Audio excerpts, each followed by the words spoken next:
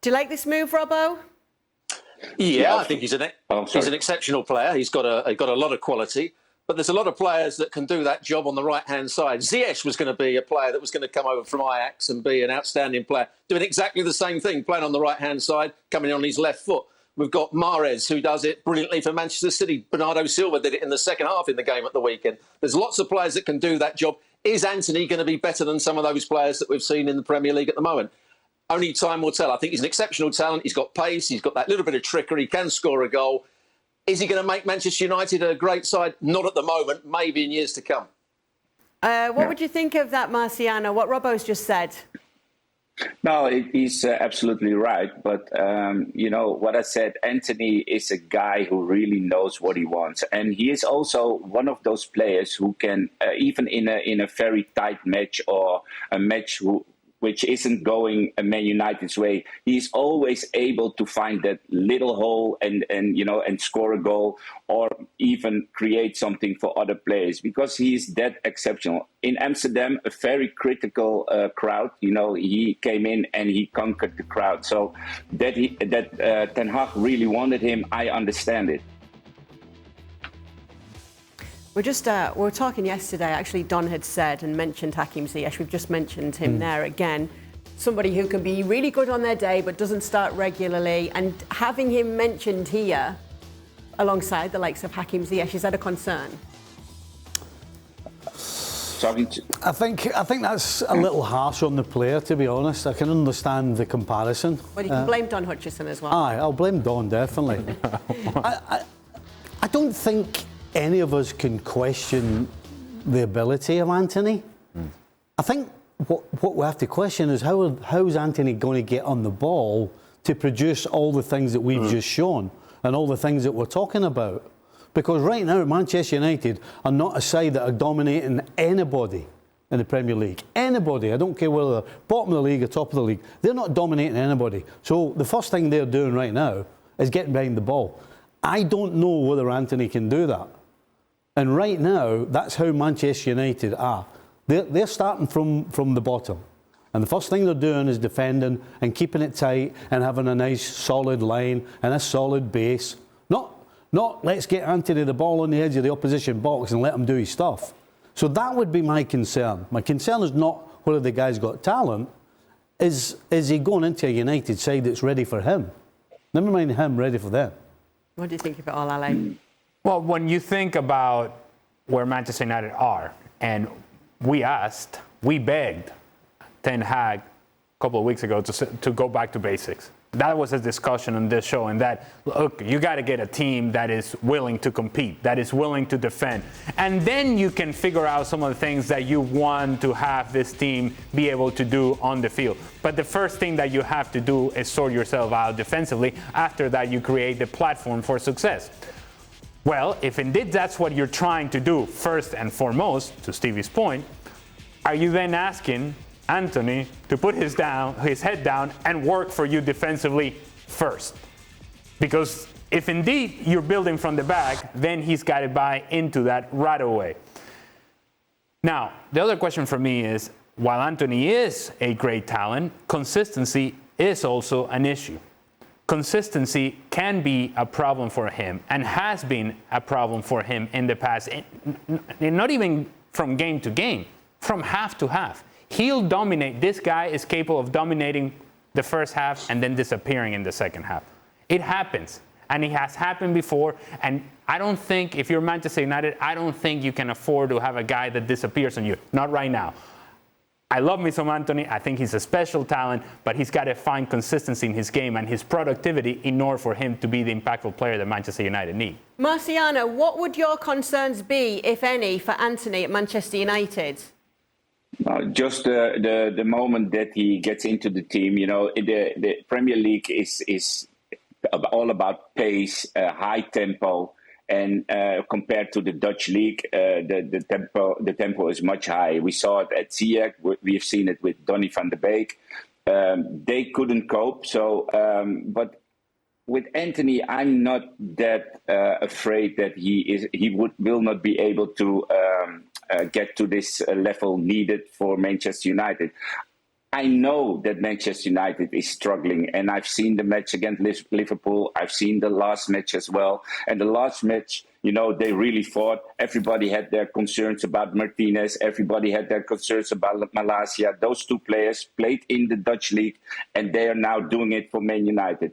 I do believe that with Casemiro, with Eriksen on midfield, Man United will dominate. Just give him the time, just give Ten Hag the time. And for dominating play on the other opponent's half, there's probably, in my opinion, not a better winger than Antony. He can force defenders to make mistakes. He can go inside, outside. We've seen him play, and we've seen him in the Brazilian national team where he's competing, fighting with Rafinha. But this guy is a special player. And I honestly believe that this is the level he wants to go to, and he will show England what he's worth. This guy is a character, and we've seen it in Holland, and I think the English people will see it as well. What's been the reaction then in Holland to Erik ten Hag's back-to-back wins now with Manchester United, Marciano? We were really delighted for him because we know what he's capable of. And me especially, I was really convinced that Martinez was doing well. I called him a little pit bull, in the last time I was at ESPN FC. But then I saw the first two matches and I was, oh my God, what have I said? The guy is failing. And but in the end, I knew this guy is, he's really tough and really strong. Although he's 175 in meters, but he's short. But he's fighting. So we were really happy that and Martinez and Malaysia did well, and that Ten Hag got his first win against Liverpool, important win. And then the second win against Southampton was a fighting match. They had to show character, and they did. So now they know that they have the character, they have the fighting spirit. So now they can build on more stable football, more dominant football. And I'm really glad that he took Maguire out because he was with De Gea together. They were not good for the team, especially if you want to build up from behind and you want to go dominant. So I'm happy with Varane and Martinez together. And now they got a little showboat on the wing, on the right wing. So let's go. Robbo, what really about excited. you? Robbo, are you happy with Varane and Martinez together? No, not at all. I disagree. I've watched Martinez. He played well against Liverpool. I watched the game really closely on Saturday against Southampton. And he might be tigerish. He might be aggressive at times. He got bullied by Shea Adams on 2 or 3 occasions, and Shea Adams should have scored. I thought he was very poor, Martinez. I thought he looked out of position on several occasions. He didn't win balls in the air, which you don't expect him to. But also, he got bullied in certain situations. So I was disappointed with his performance. And I think people were just saying that he played so well because he did against Liverpool when he showed a lot of aggression. But I won't be happy with that 2 centre-half combination, I don't think. Are you convinced that the end? Go on, Marciano.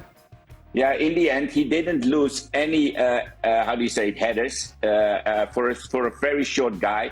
It's a new combination. He did lose headers. The stats might say, but he lost some serious challenges. And he was out-muscled. Che Adams bodged him off the ball and should have scored from 12 yards. It was poor defending. And I don't think over the course of the time, Martinez, everybody wants to say he's aggressive and he's this and he's that. I've watched him 4 games. 3, I think he's been poor. 1, he played very well. That's not a good average. No, that's probably it's not a good average, but the statistics show different. But name me a defender who is flawless and never makes a mistake or never gets bullied in the Premier League. I don't think there are defenders who are 100% winning all the duels. Give the guy, some time, and maybe it's a really, in my opinion, it might be a good couple with Varane. It's the second or the third match they play together, so it takes some time, but what he showed so far for being a small guy and, he will never fit into Premier League football. I think he did his best, especially against Liverpool. And now he showed character against Southampton. Maybe it gets better. In 2 months, we'll see again. And then maybe I'll say, oh, you were absolutely right. He is not suited for the Premier League. But for now, the guy's showing character and really stamina. So I'm really happy with his performance. And he might make a mistake. So give him credit. I think he will be a really good Man United defender in the future and for now. Stevie, Robbo is absolutely not having him. I'm afraid I'm in the Robo camp. Oh, no. I'm sorry, I'm in the Robo camp. I think you can give him credit for the Liverpool game. Yes, he was tigerish and he made challenges. Tigerish? Did you say tigerish? I did. Okay. But I'm not convinced. I think his height definitely is a problem. Would you prefer it if he was lionish? I wish I could remember. There was a ball. I remember a ball, Southampton. It came from the right-hand side and it was whipped into the box, and it went right over his head, and he was caught underneath it. And they were lucky that there was nobody following up in the far post. I can think of a lot of situations from his first game to now where he's made mistakes. And I think we all agree he's made mistakes. Now, yes, is it a little early to turn around and say that he's not a centre-half in the Premier League? Because it's only 3 games, I won't say that. But I've got to say, I'm not a huge fan, and I wouldn't be comfortable if he was my centre-back. What about the optimism of Marciano? No, Listen, I understand, but the one thing I agree with Marciano was that give him a little bit more time. Because maybe because of the pace of the game, his starting position has to change. Maybe he's getting caught underneath it because the ball's coming in a lot quicker and he doesn't have time to react. So maybe he needs to take a step back before the ball's played. So I'm trying my best here to try and help Martinez, but only because there's only 3 games in. But as I said, I wouldn't be that happy if he was my centre-back. Come on, the positive energy of Marciano. Come on. We came from Lindelöf, Maguire.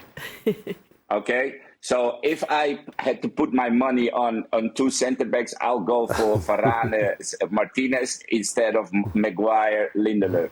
Well, I wouldn't argue with that. There you go. So now I wouldn't argue with that at all. Doesn't mean it's great, but I wouldn't argue with that. I mean, it didn't start well at all, but it doesn't have to be great, right? Right now. Anything's an improvement at this stage? The bar was very low. Yeah, the bar was very low. Put it that way. Okay. Yes. All right. Okay. So we're all agreed, except... Apparently. Yeah. Well, no, Rob was just angry all the time. Considering Martinez is 5'9", he might shoot him, the bar being low. And one more thing. Oh, all right, here we go. Marciano. One more thing. The funny thing is that the only player who Antony had a real problem with and even got irritated and just hit him in a sneaky hit in a duel is Malaysia. So now they're